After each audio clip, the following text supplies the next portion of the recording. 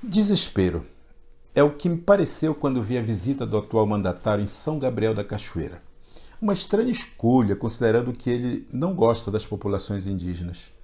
Ao mesmo tempo, uma escolha bem pensada para iniciar sua corrida eleitoral tendo em vista 2022. Inaugurar uma pinguela unindo o município a uma terra indígena custou mais caro aos cofres públicos que a própria ponte, certamente. O valioso séquito de assessores não conseguiu produzir um presidente capaz de justificar sua visita de forma consistente e proveitosa, porque mais uma vez vimos um presidente despreparado para lidar com os problemas reais, seja da população indígena ou da população em geral. Vou dar alguns exemplos aqui. Em primeiro lugar, a informação que nos foi passada de que se trata de uma ponte que une o município amazonense a uma terra indígena que está demarcada, mas que sofre constante pressão para que seja aberta à exploração mineral. Todos sabemos que o atual mandatário é o principal defensor deste tipo de proposta. Foi lá para defender seus principais apoiadores, que são os grandes empresários do ramo da mineração e, claro, os empresários do agronegócio. Em segundo lugar, a visita ao município de São Gabriel da Cachoeira foi organizada sem qualquer prévia reunião com os movimentos sociais que defendem as causas indígenas, revelando mais uma vez a triste estratégia de dividir para conquistar, máxima que vem acompanhando o atual governo.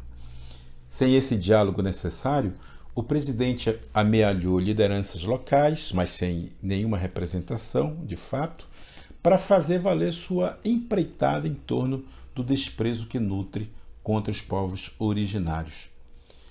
Alguém dizer o contrário é desconhecer seus discursos na última campanha eleitoral, ou ser alguém de muita má-fé.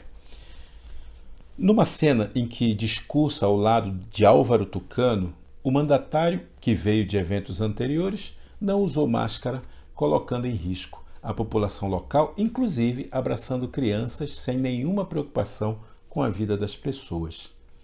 Numa live, posteriormente, criou um povo novo, o povo balaio, e defendeu que tal povo inexistente era usuário de remédios tradicionais para se protegerem contra a Covid-19.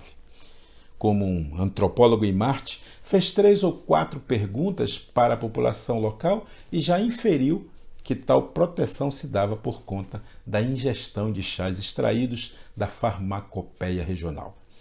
Imediatamente denominou a isto tratamento precoce.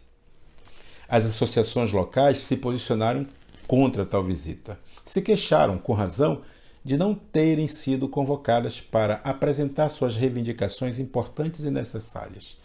Não puderam dizer ao presidente que tem uma visão de futuro que precisa ser respeitada pelo Estado brasileiro, que existem leis que garantem a proteção da terra e territórios indígenas, que existe uma hierarquia que precisa ser conhecida e respeitada entre os povos da região.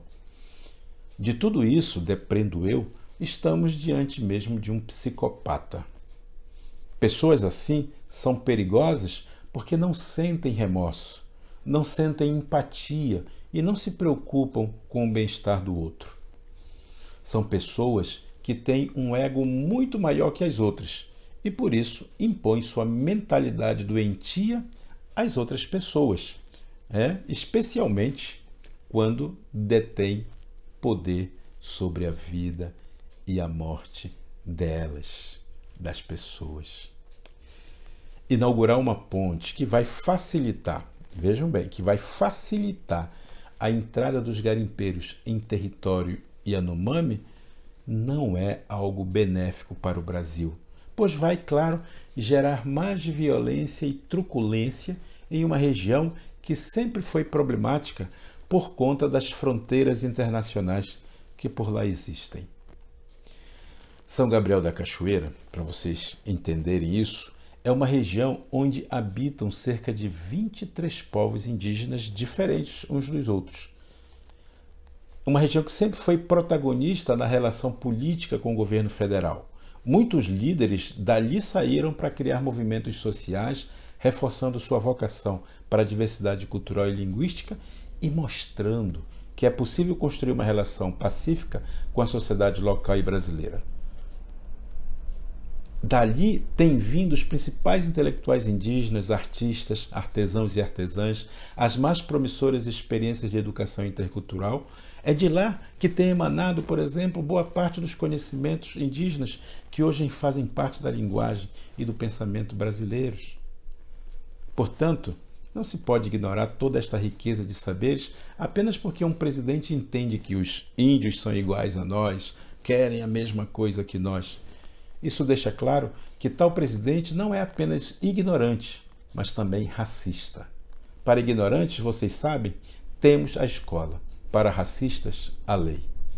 Certamente alguém irá dizer, mas os índios apoiaram o presidente, vimos que tinham vários que aplaudiram a presença dele por lá, tem muitos índios que querem evoluir e as ONGs não deixam e blá, blá, blá, blá. A você que me assiste e pensa assim, eu diria, estude a realidade local antes de defender qualquer unanimidade. Também veja como essa região se organiza politicamente para entender quem representa quem. E, por fim, principalmente, não acredite em fake news compartilhada pelas redes sociais. Quer saber de verdade? Vá às fontes. Por que iniciei este vídeo dizendo que é desespero? Porque o psicopata precisa ser aplaudido, elogiado, aclamado. Porque o psicopata com medo tem medo, né? O psicopata tem medo de ser esquecido e precisa angariar apoios nos lugares onde vê potenciais conflitos. E os territórios indígenas sempre foram alvos desse tipo de manobra política. Ao ver sua popularidade despencar, o psicopata começa a se aliar com pessoas que manipulam o poder econômico espúrio.